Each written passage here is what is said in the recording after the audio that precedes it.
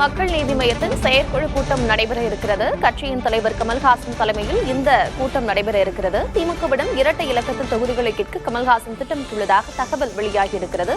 அண்மை செய்தியை பார்க்கிறோம். நேற்று ஏற்கனவே மக்கள் நீதி மய்யத்திற்கு சின்னம் ஒதுக்கப்பட்ட நிலையில் நாளை செயற்குழு கூட்டம் நடைபெற இருக்கிறது. சென்னை ஆழ்வார்பேட்டையில் உள்ள மக்கள் நீதி மய்யம் அலுவலகத்தில் இந்த செயற்குழு கூட்டம் நடைபெறும் என்று சொல்லப்பட்டிருக்கிறது. விவரங்களோடு இணைந்திருக்கிறார் செய்தியாளர் வினீஷ் சரவணன். வினீஷ் சரவணன், தொடர்ந்து தேர்தல் நடைபெறக்கூடிய நிலையில் அடுத்தடுத்து கட்சிகள் தங்களுடைய தேர்தல் பணிகளை முடுக்கிவிட்டிருக்கின்றன. அந்த வகையில் நாளை செயற்குழு கூட்டத்தை கூட்டியிருக்கிறது மக்கள் நீதி மய்யம். என்னென்ன விஷயங்கள் எல்லாம் அங்கு விவாதிக்கப்படும் என்று சொல்லப்படுகிறது?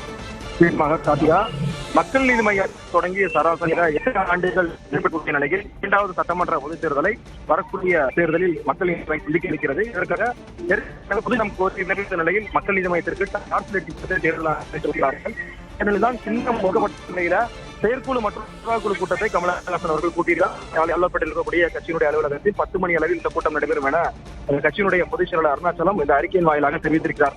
மக்கள் நீதி மையத்தை பொறுத்தவரை 2019 ஆண்டு நடைபெற்ற பாராளுமன்ற தேர்தலில் தனியாக தேர்தல்கள், அதுக்கு பிறகு 2021 சட்டமன்ற தேர்தலில் மக்கள் நீதி மையம், சமத்துவ மக்கள் கட்சி, ஐஜேகே என பல்வேறு கட்சிகளையும் திரட்டி கிட்டத்தட்ட 110 தொகுதிகளில் 130க்கும் மேற்பட்ட தொகுதிகளில் நின்று தேர்தல் சந்தித்துள்ளார்கள். அதுக்கு பிறகு நடைபெற்ற நாடாளுமன்ற தேர்தலில் போட்டியிடவில்லை. திமுக கூட்டணிக்கு ஆதரவு தெரிவித்து கமலஹாசன் பல்வேறு இடங்களில் பயணத்தை மட்டுமே மேற்கொண்டிருந்தார். ராஜ்யசபா சீட் ஒதுக்கப்பட்ட நிலையில் கமலஹாசன் தற்பொழுது ராஜ்யசபா உறுப்பினராக தொடர்ந்து பதவி வகித்து வருகிறார். இந்த நிலையில் தான் திமுக கூட்டணியில் தான் மக்கள் நீதி மையம் தொடர்ந்து பயணிக்கக்கூடிய நிலையில் கூட்டணி தொடர்பான பேச்சுகளை திமுக தலைமை ஏற்கனவே தொடங்கவில்லை. இது தொடர்பாக அனைத்து கட்சிகளும் அந்தந்த நிர்வாகிகள் மத்தியில் தான் செயற்குழு கூட்டம், நிர்வாகக்குழு கூட்டம் என உயர்மட்ட குழு ஆலோசனை கூட்டங்களை கட்சியினுடைய அலுவலகங்களை நடத்தி வருகிறார்கள். அந்த வகையில் மக்கள் நீதி மையத்திற்கான நடவடிக்கைகளை மேற்கொள்வதற்காக நாளை காலை 10 மணி அளவில் இந்த செயற்குழு மற்றும் நிர்வாகக்குழு கூட்டத்தை கமலஹாசன் கூட்டியிருக்கிறார். செயற்குழு உறுப்பினராக 27 பேர் இருக்கிறார்கள்.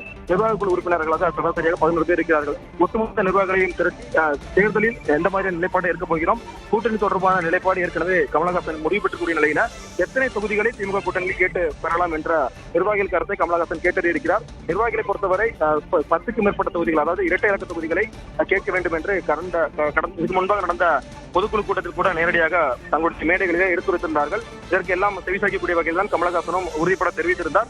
வரக்கூடிய தேர்தலில் திமுக கூட்டணியில் கமலஹாசன் எத்தனை இடங்களை பெறப்போகிறார் என்பதெல்லாம் ஒரு கேள்விக்குறியாக தான் இருக்கிறது. இருப்பினும் திமுக தலைமையிலிருந்து கூறப்படும் போது, அங்கிருக்கூடிய நிர்வாகிகள் கூறும்போது 3 முதல் 5 தொகுதிகளை ஒதுக்க மட்டுமே திமுக தலைமை முடிவு செய்திருப்பதாகவும் ஒரு தகவல் இருக்கின்றன. இந்த சூழ்நிலையில் தான் இரட்டை இலக்கத்தை மையப்படுத்தி கமலஹாசன் இந்த பேச்சுவார்த்தை நடத்துவாரா, அல்லது திமுக கொடுக்கக்கூடிய தொகுதிகளை மட்டுமே உள்ளடக்கி தேர்தல் பிரச்சாரத்தை மேற்கொள்வாரா என்பதெல்லாம் ஒரு முக்கியத்துவம் வாய்ந்ததாக பார்க்கப்படுகிறது. இதற்கு முன்பாக தமிழக வெற்றி கழகத்தினுடைய தலைவர் விஜய் அவர்கள் நேரடியாக களத்தில் வந்திருக்கிறார்.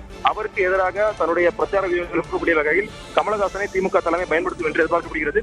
2 பிரபலங்களை மையப்படுத்தி இந்த தேர்தலை சந்திக்கக்கூடிய வகையில விஜய்க்கு எதிரான பிரச்சார வியூகங்களை பலப்படுத்தக்கூடிய வகையில கமலஹாசன் அவர்களை திமுக தலைமை பயன்படுத்தும் என்று எதிர்பார்க்கப்படுகிறது.